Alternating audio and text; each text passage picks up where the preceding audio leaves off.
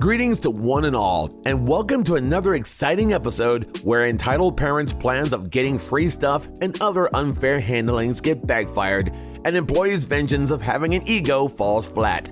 It's stories from Reddit. All stories are credited to the original authors, and its related stories linked below the video. If you like what you see and hear, you can like, share, and subscribe to this channel and pass it on to friends who have been to many of episodes themselves. So let's get down to business. From the entitled parents files, Karen demands I get out of my wheelchair. A follow-up on my son wants a ride in your electric wheelchair. Get out so he can have a go. Megatron Karen returns. One of my first posts on here was about a Karen demanding I get out of my power wheelchair to let her son have a go, and then freaking out when I said no. I'd only had one other encounter with her since that happened, which I hoped would have been my last. Unfortunately, that was not the case. Megatron Karen strikes again. I'm a C4 to 5 incomplete quadriplegic, and although I have used the power of my upper body, I still rely on my power wheelchair to get me around town. I recently received my new power wheelchair, and I'm still getting used to using it. And although it looks slightly different than my old one, it's still a Karen magnet. This happens a few days ago when I was downtown doing some shopping. As I was leaving the mall, I saw Karen and her son, about 12 years old, walking in. I wanted to turn and go the other way, but she'd already seen me. In hindsight, I should have stayed in the mall and waited for her to lose sight of me. But in that moment, I just wanted to get as far away from her as possible. So I exited the mall, hoping that Karen wouldn't follow me. But you know I wouldn't be telling this story that if it were the end of it. There's a discount clothing shop just outside of the mall, which I planned to go to. So that's where I went. I was in there for a few minutes when I got the feeling that someone was watching me. So I turned to see Karen and her son near the entrance and Karen glaring at me. When I looked at her, she immediately looked away, pretending that she was shopping. I headed to the plus size section, hoping that she'd lose sight of her. But in retrospect, that was a bad idea. I call her Megatron Karen for a reason. When I got to the plus size section, I naively thought I was safe. But oh no, dear readers, it had only just begun. I started looking through the section on the racks. When not doing after, I got that same feeling that I was being watched. I looked around and saw Karen at the end of the aisle, looking at me. But when she saw me see her, she looked away. Then came a strange game of cat and mouse. I went to another aisle and she followed me. I went back the other way and she followed me. To avoid causing a scene, I left the store, hoping to outrun her. Unfortunately though, I was not that lucky. As I left the store and was going down the block, I got that same feeling as before. So I turned around and wouldn't you know it, there she was. Me. What the crap is wrong with you, lady? Why are you following me? Excuse me, I'm not following you. Okay then. Going the opposite direction to call her bluff. Guess what? The lunatic followed me. I could hear her coming up close behind me, so I stopped short, causing her to run straight into the back of my power chair. The sound that followed were very satisfying as she hit her knee hard into the bar that's at the back of my chair, hit her belly directly into a hook that's near the top where a headrest can be placed, and almost fell her behind over her breast in an attempt to correct her balance. What's wrong with you? You could have killed me! That wouldn't have happened if you weren't following me. Now what do you want? Karen, after muttering incoherent slurs in anger and pain from getting front-ended by a back of the chair. You insolent little... Get out of that wheelchair now before I call the police on you for assault. Really, lady? How about you take a look above your head, pointing to the CCTV camera directly outside the store that I stopped in front of. That will show you following me, as will the one inside the store we were in before, and the mall you followed me out of. Please, Karen, call the police, I dare you. And Karen has nothing else to say. Better yet, how about I call the police and press charges on you for harassment? Though this entire encounter, her son was trailing behind her with his tail between his legs, with a look of embarrassment and shame on his face for what his mother was doing. Karen had nothing to say. Me, getting out my phone to take a picture of her face. This picture is timestamped with my location. If I ever see you again, you will leave me the heck alone, or I will show this to the police, who will be more than happy to review the cameras. Karen just stared at me like a deer caught in the headlights, with her mouth doing a brilliant goldfish impression. I left to continue my shopping. I haven't seen her since, but I hope she took my threat seriously. I didn't want to take things further because that would probably get docs involved, Australian version of CPS. But if anything else happens, I'll sure would post it. Thanks for reading. From the Malicious Compliance Department. The dishes used during dinner smell like, well, you get the idea what it smells like, because my dad told me to just rinse them. My parents always used the police as the boogeyman. As a child, whenever I heard sirens, my parents would say, "They're coming to get you," regardless if it was an ambulance or police. I was a child, didn't know the difference between the sound. One day I heard sirens, so I shouted police. While my parents were driving, they yelled at me and called me a liar. I got my behind beat when I got home for lying. It wasn't the police, it was an ambulance. As a kid, I thought they were one and the same. Flash forward a couple of days later, my father asked me to rinse the dishes. I figured this was an odd request, but I just got my behind beat, so I was just going to comply. My parents had this terrible time of leaving all the dishes in the sink, and they would stay there for a couple of days. I did exactly as he asked me to and rinsed the dishes. No soap, no scrubbing, just rinsing. So my parents are starting to serve dinner and they noticed that the dishes just smelled a little off. And they were starting to wonder why there were little flakes on the dishes. I was the only person that had a different plate on the table because I want my plate actually clean. After my parents and my sister started eating, I told my dad that it was such a strange request that he wanted me to only rinse the dishes. I wish I could do that from now on because it saves me time from washing them. Everyone just drops their food in disgust. My mom looks over at my dad and asks him, "Why the heck did you tell him to only rinse the dishes?" My dad said that he meant wash. I called him a liar. Subsequently, I got my butt beat again. It was worth it. Worth it? Just worth it? Kid, you just got your butt beat on account of your father's odd request of just rinsing the dishes. No soap or nothing. And you got a butt whooping after all that? I don't know. No, you didn't do anything wrong, kid. Dad told you to rinse them, right? So Mom had to chew him out for doing such odd requests like that. Yeah, Dad should have his butt beat. That's what I think. From the Entitled Parents Files, you're blocking the drive-thru. This happened earlier today. I drive a cement mixer and was just getting done pouring a drive-thru for the new Chick-fil-A going up in the area. The drive-thru is fresh and wet cement.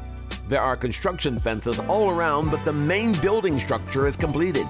The fences all say stop, construction staff only, except for that one has a Chick-fil-A coming soon sign. I'm washing down the truck when I heard loud honking. Not thinking anything of it as I'm in a shopping center, I keep washing the inside of the truck down. And then hear more honking and look over the front to see a Karen, entitled Mom, of course, with her head out the window, full Karen haircut, then screaming, "Move out of the way! You're blocking the flipping drive-thru!" I see she has 2 empty car seats in the back and a sticker in her window that says babies on board. I'm glad her kids weren't in the car when this happened, but I'm not a fan of cursing. I came down off the ladder to go and explain that it isn't open yet. As I walk toward the car, she starts moving her car closer to me. She's now about 2 feet from the front of my truck. My truck is back to the building. I keep thinking, how exactly does she expect me to get out? As I get to her window, I let her know nicely that the Chick-fil-A location is not open yet and inform her that she will need to move back so I can move my truck from the fenced-off area. Entitled Mom isn't having none of it. Entitled Mom is adamant that I move my truck out of the way so she can get into the drive-thru. Well, I tried. I thought, I asked her to move her car back so I can move my truck out of the fenced area. Once again, she refused to comply and started beeping her horn again. I've had it. My truck horn, for those who don't know what one sounds like, are very, very loud. If you're too close, they can scare you and even give you a ringing in your ears. And she was refusing to move and constantly honking her horn. I decided to share her mind. Honk, honk, honk, honk. And I started to move forward. Entitled Mom moved her car back quickly. She must not have checked her mirrors or blind spot because she backed up into a stop sign that was about 75 feet away. Of course, Entitled Mom got out and came over to start blaming me for her own actions. I forced her to back up into the sign. I am 100% at fault for her car damage, and I rushed her car so she had to avoid me by backing up as fast as she could. I love this one. Entitled Mom called police soon after. The site foreman saw the entire event, but he doesn't speak much English and likely already had to deal with various people trying to get into the site, so he just sat back and watched until police arrived. We each told our stories, and of course, Entitled Mom made hers sound like it was a life or death situation where she was a kind woman just trying to make it to the new Chick-fil-A for lunch, and I was blogging it just to be cruel to her for no reason of her own. That without warning, I charged her vehicle and forced her to rush back into the stop sign. The officer came over and asked if it was true. I replied, "No, sir. I have a dash cam with audio you can see if you could play the file on the computer." Lucky for me, our foreman offered his laptop. Entitled Mom's story fell apart quick. The officer's face turned to a frown that I swear could have made the Pope feel guilty.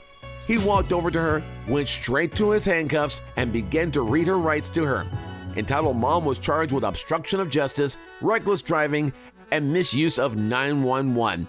As she was being placed into the back of the police charger, I saw a man coming over with 2 child strollers that has 2 babies riding in it.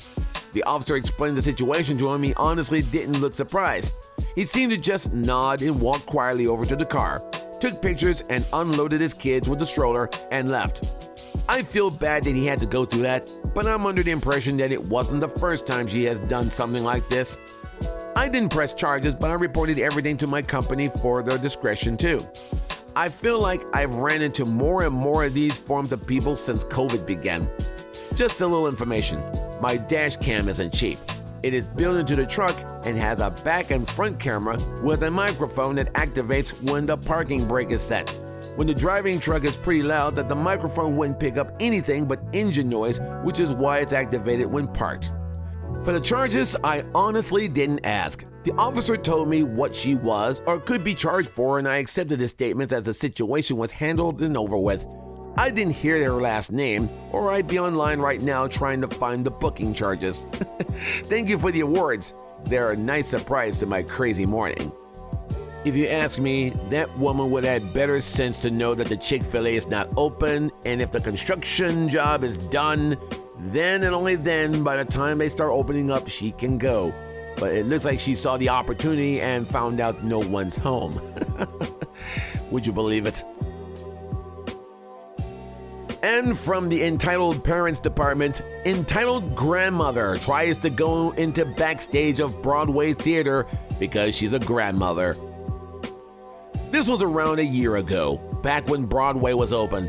I went with my father to New York to celebrate my high school graduation. We watched a Broadway musical and went to the stage door to get some autographs. So we waited a bit, maybe 5 minutes or so, for actors and actresses to come out if they wanted to. Finally, a stage door manager, I think he called himself Zach, let's say that, came out and began talking to the people in the crowd to keep everyone happy as we wait to see if anyone's coming.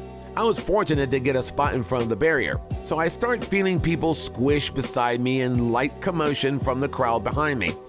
I look back and see Entitled Grandmother attempting to push her and her granddaughter through the crowd. She's old, so she stops by halfway and calls for Zach's attention. It starts off pretty light with Entitled Grandmother asking where the performers are and when they'll come out. Zach explains that he doesn't even know when they'll come out or if they will want to at all. Stage doors are completely optional for performers, and it's around 8 p.m., so it's entirely possible that no one comes out. This sends Entitled Grandmother into entitled mode. Can you tell them to come out now? My granddaughter wants to see them. Coming out for stage door is up to them. I can't force them to do anything. Please, wait a moment like everyone else.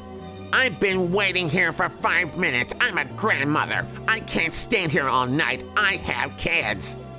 While this is all going down, her granddaughter, maybe 13 or 14, is clearly uncomfortable and apologizing for her grandmother's actions while she dragged to the front of the barrier. This was a year ago, so I don't remember the specific rant entitled Grandmother went on, but she basically continued trying to get Zach to force the performers out. Then can't we come inside?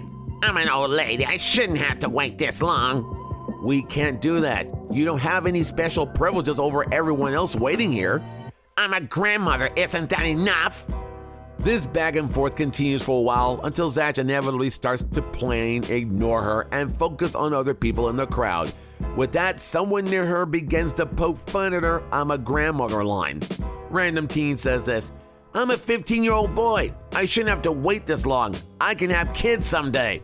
Everyone laughs, including a small chuckle from Zach. With someone from the crowd having made fun of her, entitled grandmother drags her granddaughter out of the crowd and storms out. The performers came out soon after. Well, then that's what entitled grandmothers do when they try their very best to see the performers up front. But I guess she lost that bet right there. That concludes another pile of full-fledged episodes brought to you from the fowls of Reddit. Again, you can like, share, subscribe, and check out the links below the video and give them an upvote. It's greatly appreciated. My name is LV, and we'll have another batch of stories from the Stories from Reddit. Happy reading, and keep it positive.